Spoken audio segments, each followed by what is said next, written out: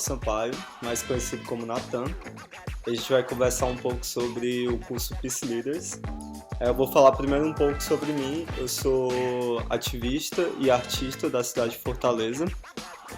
Eu tenho um trabalho social, que o nome é o Favela na Tela. A gente vai a algumas instituições, escola pública, cucas, similares, lugares similares que tem concentração de jovem, e aí a gente exibe filmes e troca uma ideia com a galera sobre o que foi discutido nos filmes.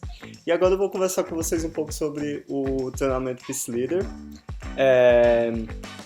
Esse treinamento ele foi desenvolvido por uma instituição que se chama Frischusset. Ela fica localizada na Suécia, e eles têm aí mais de 30 anos, né, de funcionamento na área, trabalhando nessa questão dos jovens, né? Tem uma dinâmica bem parecida com as dos cucas aí de Fortaleza. E eles trabalham com jovens, tem diversos projetos no esporte, na arte, em geral. Eles têm alguns valores que eu vou estar passando para vocês aqui, que são a base, né, da metodologia deles, de como funciona. O primeiro fundamento é: nós incentivamos os jovens e confiamos com responsabilidade neles. A gente constrói conhecimento e autoestima para elevar o poder inerente da juventude. Nós somos responsivos ao que acontece à sociedade e atuamos de acordo. Então a gente sempre vê, né, o que está acontecendo em geral na sociedade, e aí a gente sempre trabalha de acordo com o que está acontecendo dentro da necessidade que é mostrada ali. A gente não tem medo do novo, do desconhecido. A gente vê oportunidades e a gente se mobiliza onde várias pessoas veem problemas. A gente desenvolve os nossos métodos e melhoramos sempre que possível, continuamente. Então é um trabalho que nunca para. A porta sempre vai estar aberta para quem quer participar e desenvolver os seus projetos, né, independentemente do seu passado. Então, assim, não importa pra gente o que rolou no seu passado, o que você fez, o que importa é o que você quer a partir de agora. Então, a gente acredita nos encontros que são respeitosos, né? A gente acha que realmente a base de toda relação é o respeito. A gente tem uma participação e um interesse em comum que pode superar aí todas as diferenças entre indivíduos. Então, assim, independente de sermos diferentes, né? Cada um tem o seu pensamento, cada um gosta de um tipo de música, enfim, cada um é uma pessoa, né? Mas a gente tem um objetivo coletivo em comum, né? Que é melhorar aí a sociedade. Então, esses são os valores, os fundamentos da Frischusset. E agora a gente vai conversar um pouco sobre o que é de fato o Peace Leader. Em 2017, o programa Peace Leader foi desenvolvido com base nos 35 anos de experiência prática da Frischusset no trabalho com jovens suecos. A ideia é construir uma sociedade pacífica e capacitar os jovens para a gente estar trabalhando aí com problemas que várias vezes as pessoas veem os jovens, né, como um problema, e a gente já vê diferente. A gente vê os jovens como uma solução e não só como um criador de problema, né? O programa ele foi desenvolvido para jovens entre 18 e 29 anos, motivados a fazer mudança em suas comunidades, promovendo uma cultura de paz. O objetivo é capacitar os jovens líderes com habilidades e conhecimentos, incentivando eles a serem exemplos positivos na sociedade e nas suas comunidades. A gente trabalha dentro de uma resolução da ONU, que é a Resolução 2250. Em dezembro de 2018, o Peace Leaders treinou 57 jovens de 20 países. Então, assim, é um trabalho que ele já aconteceu aí em 4 continentes. A gente já teve em vários lugares, em vários países, inclusive em Fortaleza, desde 2018. E a gente já atingiu aí mais de 2.000 jovens, direto e indiretamente. A gente quer fortalecer o trabalho em equipe nas organizações. A gente trabalha com as questões que afetam os jovens diretamente, né? A gente também trabalha muito nessa questão da violência, principalmente a violência voltada aí para mulheres, né? Que diversas vezes sofrem mais violência do que os homens, né, no geral. A gente também luta contra o racismo, contra a LGBTfobia, contra todos os preconceitos, né? A gente acredita que o preconceito não é um caminho legal para ninguém, assim. O que é a Resolução 2250, né? Quando se trata de paz e segurança, a juventude tem sido duramente considerado como vítima, como a, o agente que pratica a violência, entendeu? O agente que pratica o problema. E não é visto muitas vezes como solução, né? E a gente não acredita nisso. Até hoje essa narrativa é mais comum. Em dezembro de 2015, o Conselho de Segurança das Nações Unidas adotou uma resolução, que é a 2250, que eu estava conversando com vocês. É a primeira resolução que ela tem essa temática voltada exclusivamente para a juventude. Esse documento é histórico, né, e é muito importante para todos os jovens construtores de paz de todo o mundo, porque o reconhecimento e legitimidade para os esforços dos jovens foi pautado aí, né? A gente realmente teve esse reconhecimento do nosso trabalho de mudança para as nossas comunidades, né? Tem 5 pilares essa resolução, que é a participação, apela pela participação significativa dos jovens, agentes de paz e segurança, não só do ponto de vista dos beneficiados, mas também como parceiros iguais. Então, assim, a gente não espera que o jovem ele vai ficar só nesse lugar de esperar alguém fazer por ele alguma coisa para mudar a sua realidade. Não, a gente acredita que o próprio jovem ele pode ser um agente transformador dentro da sua realidade, né? Então esse é o primeiro pilar da participação. Tem o pilar da proteção também, que ele recorda as obrigações, né? Ele lembra as nossas obrigações civis, né? Como cidadão. É, mas sabendo que a juventude é esse agente de transformação, entendeu? Então a gente trabalha com isso, com a proteção, né? Para estar protegendo os jovens em geral, principalmente de violência sexual e violência de gênero, né? A gente sabe que principalmente em Fortaleza, no Brasil, a gente tem alguns problemas relacionados a isso, infelizmente, né? A gente também trabalha com parceria, né? O terceiro pilar. Então, a gente trabalha com entidades da ONU, organizações internacionais e socioeducativas, para aumentar ativamente o apoio político, né? Financeiro, técnico, logístico, e para a gente ter uma rede para estar de fato apoiando, né? Através dessas parcerias. A prevenção ela reconhece o papel de participação da juventude para facilitar a mudança desses ambientes, entendeu? Geralmente, por exemplo, eu sou da periferia de Fortaleza, vim da periferia de Fortaleza, né? Então a gente sabe que a gente fica exposto, infelizmente, a muita violência, né? E aí, essa questão da prevenção, ela é muito importante pra gente, porque o nosso objetivo é que isso acabe, né? E que realmente para as futuras gerações eles não precisem passar pelos mesmos problemas que a gente passou, né? O engajamento é o nosso quinto pilar.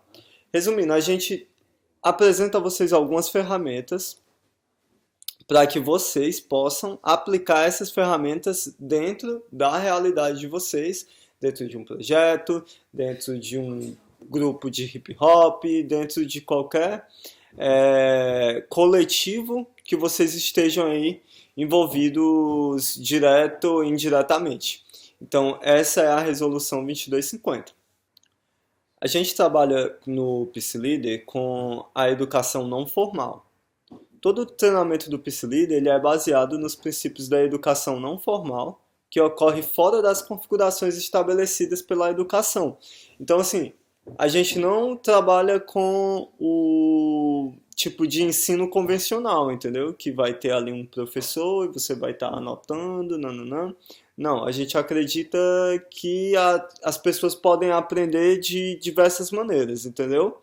Então a gente tenta usar desse artifício para estar ensinando e aprendendo, né? Porque esse lugar de ensinamento, para mim, ele nunca é um lugar só de ensinamento, né? Eu sempre também aprendo com os participantes, né, do curso.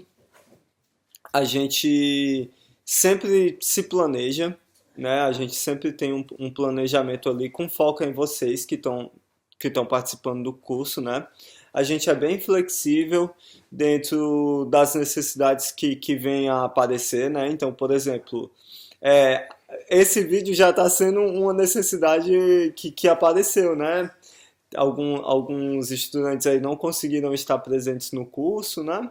Logo de início, então apareceu essa necessidade e eu estou aqui gravando. Então, é um exemplo perfeito do que é essa nossa flexibilidade, né? A gente é ativo e participativo, então, tipo, a gente está aqui para construir junto, entendeu? O que vocês precisarem de alguma dúvida que vocês venham a ter, ou até mesmo sobre o projeto de vocês, ou alguma coisa que não esteja tão diretamente ligado, vocês podem contar aí comigo para estar esclarecendo qualquer dúvida, tá bom?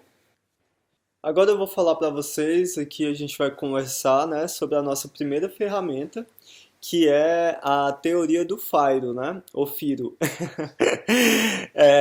O Firo, eu vou estar passando algumas imagens, eu vou tentar colocar nesse vídeo aqui que eu acho que vai ficar melhor. O Firo ele é uma ferramenta de liderança que ela é a mais importante para o processo de grupo. Ele se divide aí em quatro fases, né? Então a primeira fase é a fase de inclusão. Essa fase de inclusão, quando a gente começa um grupo, a gente sempre tem um objetivo em comum, né? Aquele grupo, por exemplo, o Embaixadores da Paz é formar jovens e artistas para estarem aí sendo exemplos positivos para as comunidades, né? Então a gente tem um objetivo dentro desse grupo, né? E aí a gente vai partir primeiro do princípio da inclusão. Então, assim, quando a gente começa um grupo, o objetivo maior é que a gente faça com que todo mundo se sinta incluso, né? Porque ninguém vai querer participar de alguma coisa se, não sei, se você não se sentir incluído, né? Se você se sentir excluído, você não vai querer. E aí, depois desse momento de inclusão, a gente vem para a segunda etapa, que é a etapa que a gente vai chamar aí de lua de mel. Por que lua de mel? Porque tá todo mundo bem, tá todo mundo legal, a gente se encontrou, começou a fazer um grupo, começou a ver nossos objetivos, tá todo mundo muito animado para participar daquilo. Então a gente tá aí na lua de mel, que tá tudo certo, tá tudo bem, tá tudo lindo. Só que depois a gente chega numa outra parte, que é a parte aí que a gente chama de busca por papéis. Nessa etapa específica, é quando todos entraram no grupo, todos estão inclusos, tá tudo muito bem, só que você tem que se encontrar dentro daquilo. Então, por exemplo, dentro de uma equipe de um filme, eu sou diretor, mas também tem outros papéis a ser exercidos. Tem de ator, se for o caso de uma ficção, tem o cameraman, a pessoa que vai filmar, vai ter a pessoa do áudio. Então aí são alguns papéis que tem dentro disso. Tem o ator, a atriz, tem quem vai editar. Então, nesse terceiro momento, né, vai ser um momento em que você de fato vai querer se encontrar ali dentro daquele grupo, entendeu? O que é que eu vim fazer aqui? Qual papel eu vou desenvolver? E aí depois que a gente tá, geralmente nesse momento é que começam os conflitos dentro dos grupos, né? Porque você tá ali perdido procurando o seu papel. Só que quando isso acaba, quando todo mundo se encontra, a gente chega num lugar legal de novo, que é o lugar de lua de mel, que se repete, entendeu? Por quê? Porque o conflito ele já passou, todo mundo se encontrou, e aí a gente chega nesse lugar confortável, né? Que é o lugar aí da lua de mel. O grande objetivo de todo o grupo é chegar na quarta fase, né? Porque a lua de mel ela se repete. Então, a última fase é a fase de colaboração. É quando todo mundo já está incluso, todo mundo já sabe o seu papel, e aí todo mundo vai estar colaborando para o objetivo ali estar acontecendo. Entendeu? Então, o grande objetivo é que a gente sempre esteja nesse lugar, no nosso grupo, que é o lugar aí de colaboração. Tá bom? Agora eu quero conversar com vocês um pouco sobre comunicação. Primeiro, eu quero levantar uma questão aqui. O que é comunicação para vocês, né? O que seria comunicação para você? Eu vou deixar aqui 10 segundinhos que é para você pensar. Tá bom?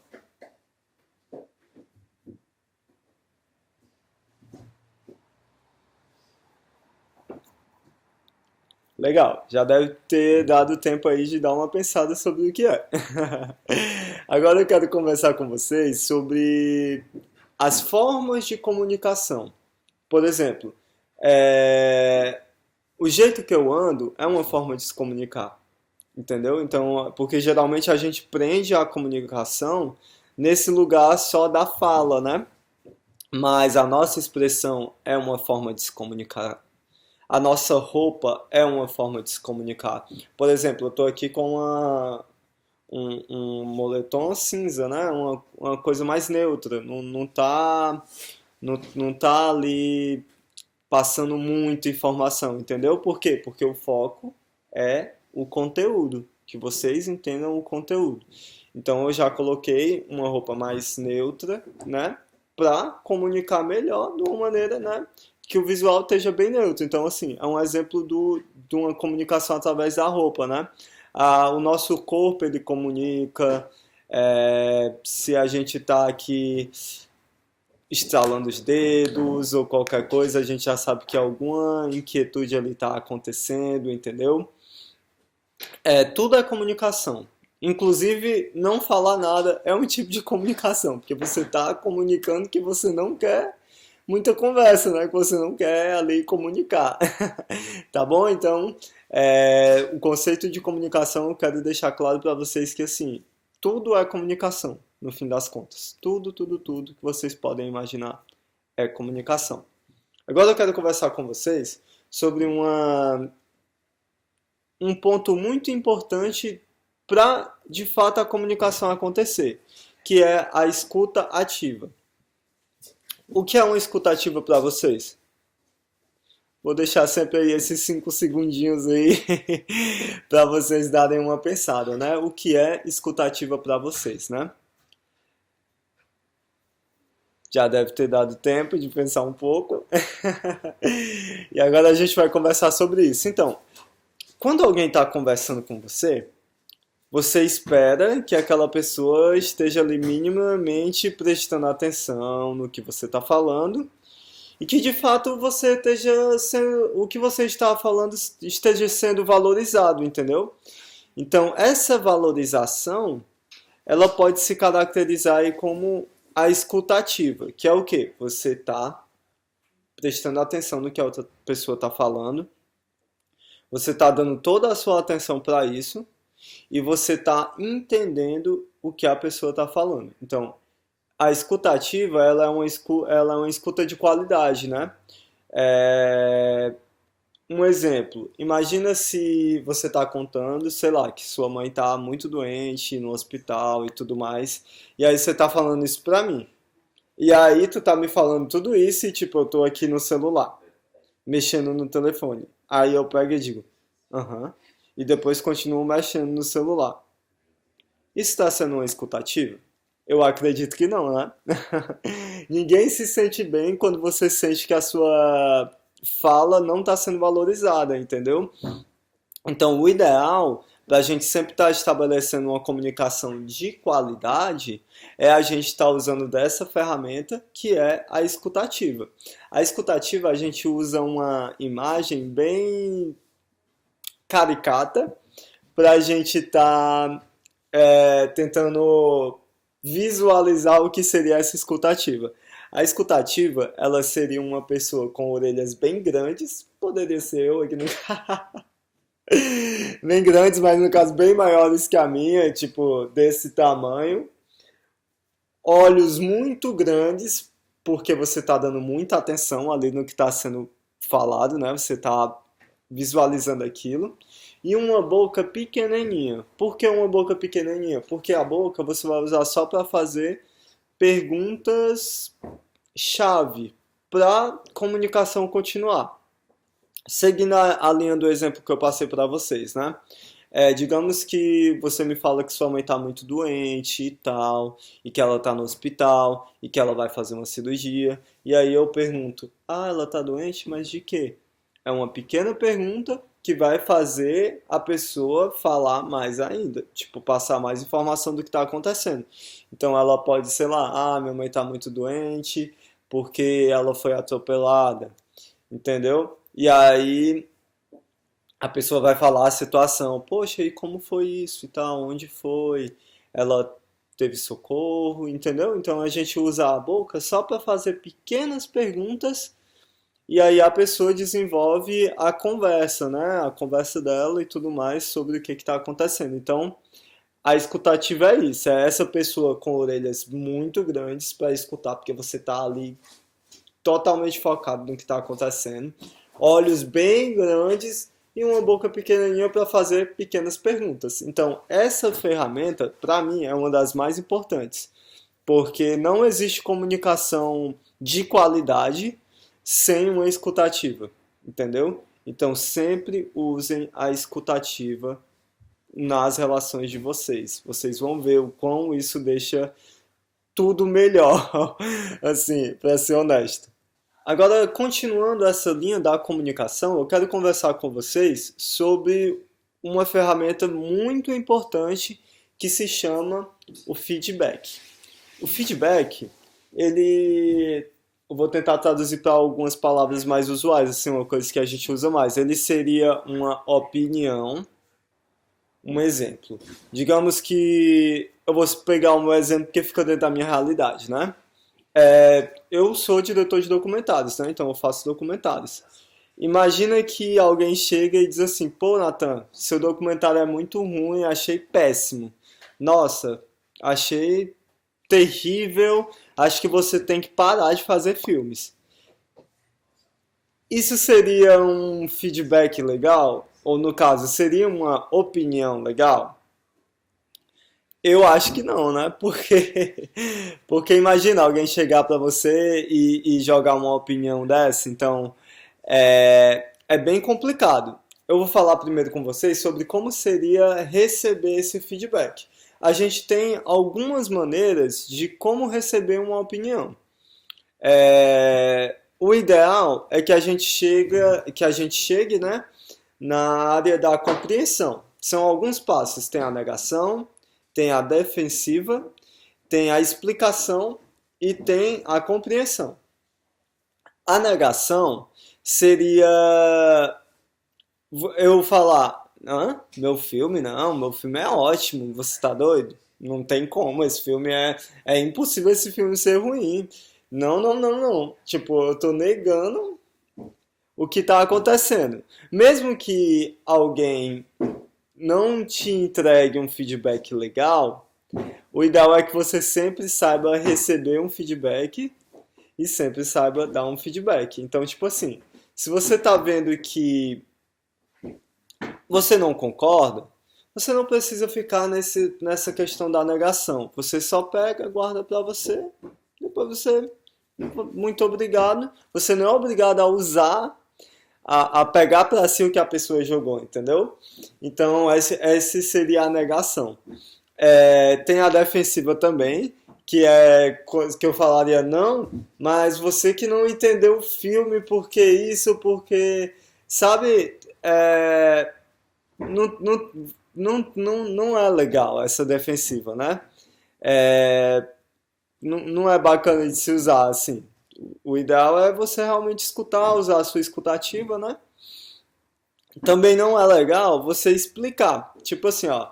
Ah, mas o filme é bom porque por isso, porque nesse momento o personagem faz isso, faz isso, faz isso. Eu vou estar o que explicando, tentando me explicar para de alguma forma ali tentar mudar o que a pessoa está falando ou não, não sei, né? Mas aí eu vou estar me explicando tipo, não precisa disso, sabe? A gente não precisa disso. Então a gente tenta chegar no outro patamar, que aí sim é o patamar top, que é a compreensão, né? É você escutar o que está sendo dito, independente de estar sendo construtivo ou não, você toma para si e aí você pensa, ok, bota os fatos na mesa, né? Isso é verdade? Isso é coerente o que a pessoa está me falando? Sim ou não? Eu posso melhorar nisso? Sim, eu posso melhorar nisso? Não, porque eu acho que. Só que esse é um processo interno, entendeu?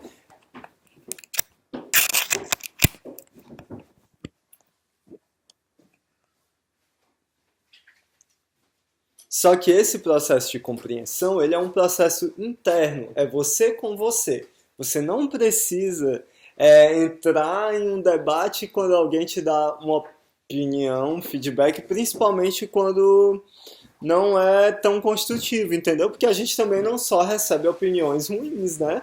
A gente várias vezes recebe aí opiniões legais também.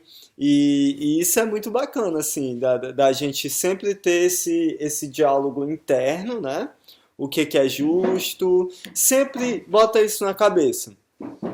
O feedback ele sempre vai ter um que com a justiça. E assim, o que está sendo me passado está sendo justo? Dentro do exemplo que eu passei para vocês, né, na minha realidade. Tá sendo justo esse cara falar que o meu filme é horrível e que eu tenho que parar de fazer filmes? Eu acho que não é justo. Então, eu não tomo aquilo pra mim. Mas pra pessoa eu vou dizer assim, ah, ok, tá certo. Entendeu? Eu não preciso entrar em um debate porque isso é uma questão sua. Isso só vai te afetar se você permitir, entendeu? As pessoas elas não têm esse poder todo sobre nós, assim, a gente que permite elas nos chatearem ou não, entendeu? A gente sabe que tem muita gente sem noção nesse mundo, então a gente vai se deparar aí com alguns feedbacks ruins, mas também com muito feedback bom, muito feedback legal também. Eu quero conversar agora com vocês sobre a questão aí de aplicar o feedback, né? Quando você vai dar a sua opinião, o seu feedback sobre determinada coisa, situação, comportamento ou pessoa. Então, assim, o feedback, ele sempre, primeiro, tem que ser justo, ele tem que ser encarado como um presente. Você está entregando aquela opinião, aquele feedback para a pessoa, para que aquilo seja construtivo, para que ela melhore. Um exemplo, se chegassem em mim e dissessem assim, Nathan, não gostei muito do seu filme, porque eu achei o ritmo dele muito parado, eu acho que você poderia ter um ritmo melhor, e tudo mais e tudo mais. Então, a pessoa está colocando ali uma questão, só que de uma maneira respeitosa. Por quê? Porque ela está pensando na minha melhoria, entendeu? Então, o feedback, ele sempre é pensado dado como um presente e também recebido como um presente, né? Dependendo do feedback aí. Às vezes tem um presente grego, né? Então a gente tem que ter aí cuidado. Mas quando você vai dar um feedback, sempre você tem que entender que isso é um presente e que isso está partindo de você para aquela pessoa. Um exemplo, não é legal você chegar em uma pessoa e dizer assim, ó, tá todo mundo falando de ti por isso, por isso, por isso, por aquilo. Não, tem que ser assim. Eu sinto dentro do que você sente, tipo, eu tô colocando que eu sinto. Não necessariamente aquilo ali é uma verdade absoluta, é como eu sinto. Eu sinto que quando você realiza esse determinado comportamento, isso não faz legal para mim. Então eu acho que você poderia fazer dessa forma, dessa forma, dessa forma, que isso seria melhor. Então, assim, é uma coisa que não está parecendo uma conspiração do mundo contra alguém, entendeu? É uma impressão sua que você está passando para o outro. Então, isso é super importante, a gente sempre tá com isso em mente, que é de mim para o outro, entendeu? Especificamente de mim para o outro. E sempre ter essa bondade no coração de que eu estou falando isso para a sua melhoria. Um feedback, gente, nunca é legal a gente dar um feedback em relação a questões que a pessoa não pode mudar. Por exemplo, não é legal você falar sobre uma característica física da pessoa. Tipo, seu nariz é muito grande. Eu tenho um nariz grande, então. Então, se alguém chega e diz assim, seu nariz é muito grande e tudo mais, não é legal você chegar e fazer isso, falar isso, porque isso não é uma coisa que a pessoa vai mudar, entendeu? É uma coisa que ela nasceu com ela. Não é um. Certo que existem as cirurgias hoje em dia e tudo mais, mas, pô, não é legal. A pessoa com certeza vai se sentir mal. Então, por que fazer isso? Que presente é esse que você está entregando, entendeu? Então, assim, feedback sobre formato físico, sobre qualquer característica física, não é legal. Não façam. Você é muito magro. Você é muito gordo. Pô, ninguém gosta disso, entendeu? Então, assim, não façam, não é legal, não é o nosso estilo, a gente pode muito mais, eu tenho certeza disso, tá bom? Então, lembrem-se, sempre quando eu for aplicar um feedback, é um presente que eu estou dando para o outro, para a melhoria dele e da nossa relação, beleza? Agora eu vou falar com vocês um pouco sobre violência, conflito e paz. A violência, ela pode ser de uma forma direta, né?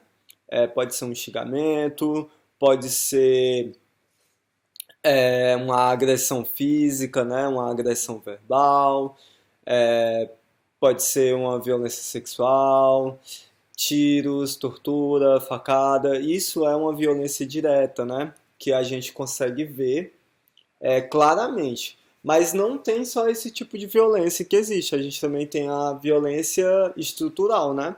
O que seria um exemplo claro do que é a violência estrutural?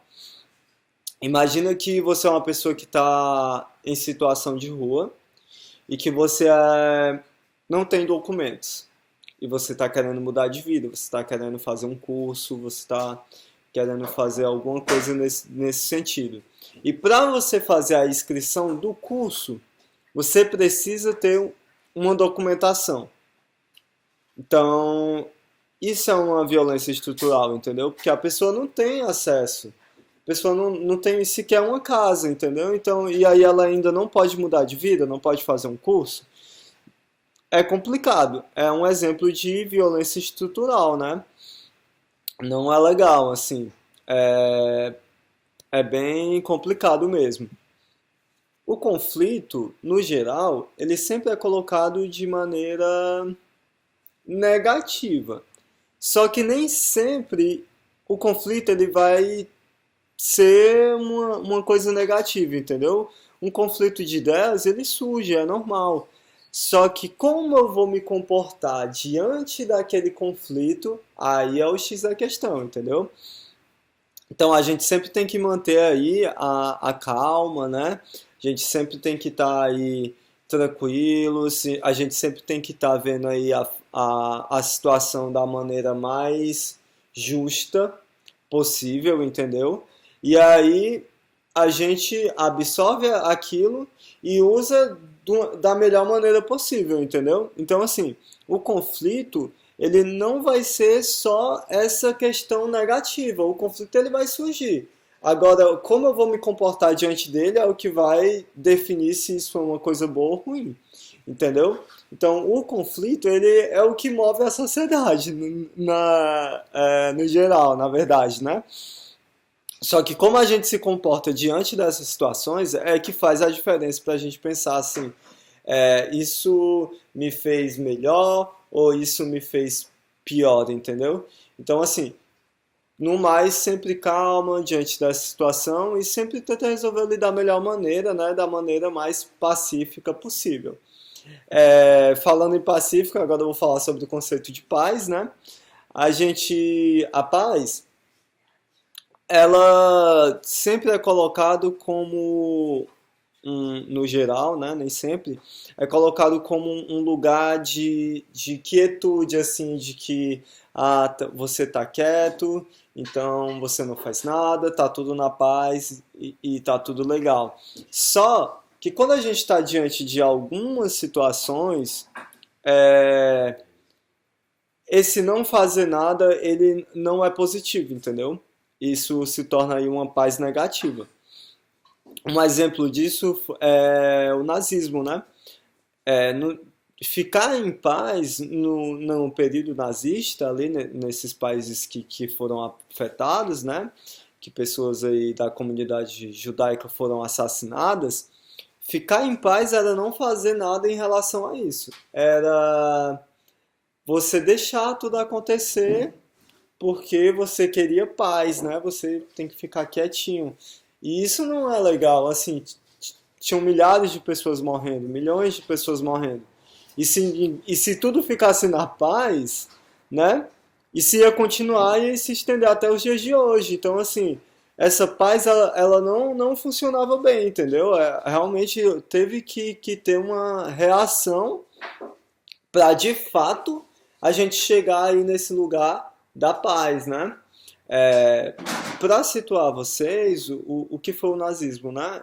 Foi um movimento que surgiu ali na Alemanha e acreditava que a raça alemã, né, pessoas da Alemanha, era de uma raça pura, né? E que pessoas pretas, gays, pessoas da comunidade judaica eram, não sei, algo muito negativo que realmente merecia morrer, assim. Não tinha que existir, entendeu?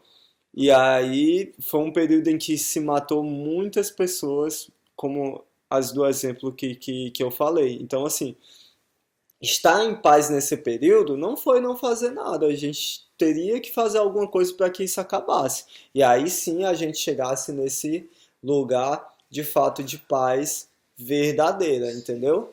Então, sempre pensem isso, que a paz não necessariamente vai ser se não fazer nada, porque às vezes é necessário.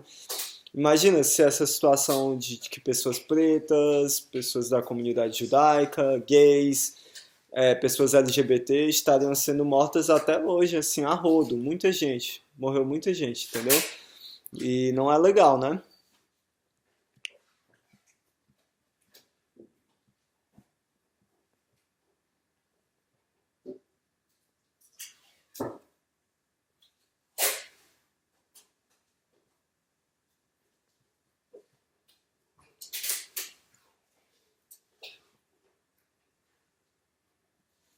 Agora eu quero falar com vocês sobre como desenvolver um projeto.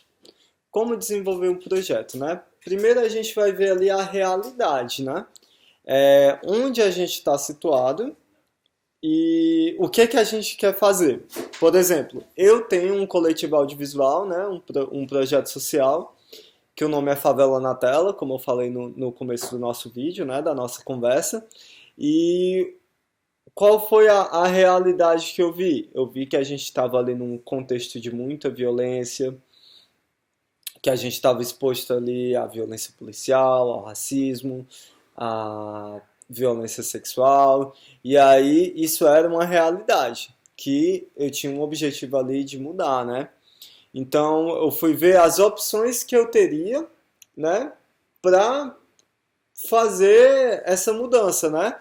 Então eu optei pelo quê? Pelo cinema. Mas eu poderia ter feito música, um grupo de hip hop, um grupo de leitura comunitária. Eu tinha que ver quais são as opções, né, que eu tenho para mudar a realidade que está ali presente, né?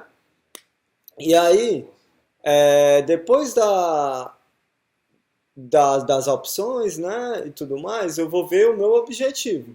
Então, por exemplo, dentro da realidade, né, e depois que eu escolhi a opção de como eu vou trabalhar, com o que eu vou trabalhar, eu pego o objetivo. Então, por exemplo, no meu projeto, o meu objetivo é reduzir a violência, né? Então, esse é o meu objetivo principal. E aí depois eu vou ver qual caminho eu vou seguir. Então, assim, eu tenho que ver uma meta. Eu tenho que ter uma meta, né, um objetivo, e eu tenho que ter um caminho a seguir. Como eu vou chegar naquele objetivo? Vou dar o meu exemplo de novo.